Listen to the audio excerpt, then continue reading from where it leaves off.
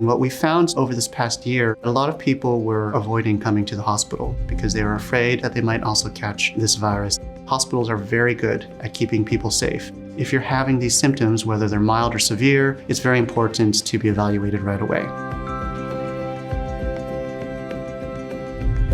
What I always say is that stroke can happen to anyone at any age at any time.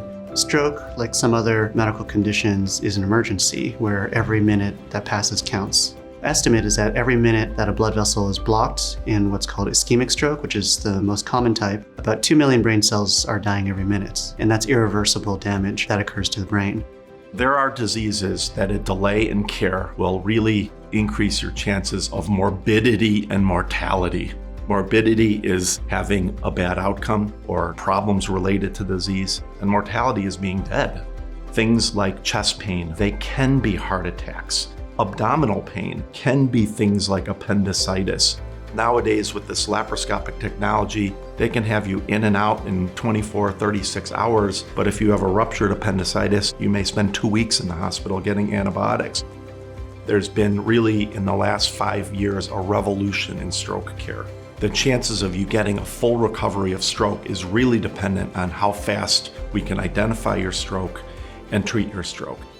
The easiest way to remember stroke symptoms is an acronym, which is BFAST. B stands for balance, if you or your loved one is falling to one side repeatedly. E is for eyes, if you've lost vision or if you're having double vision. Face, which means if part of the face is drooping on one side. A is for arm, if one arm is drifting downwards or is not moving very well. S is for speech, if you're having trouble speaking or trouble understanding others. The final part of that acronym, time, really emphasizes again that every minute counts. You have to get to the hospital the fastest way you can, which is by calling 911, so that they can call ahead and get our team ready in advance. Nobody should be afraid to come to the emergency department.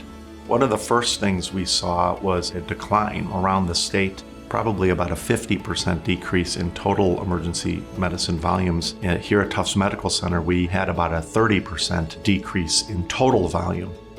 Some of the diseases that require emergency care didn't go away.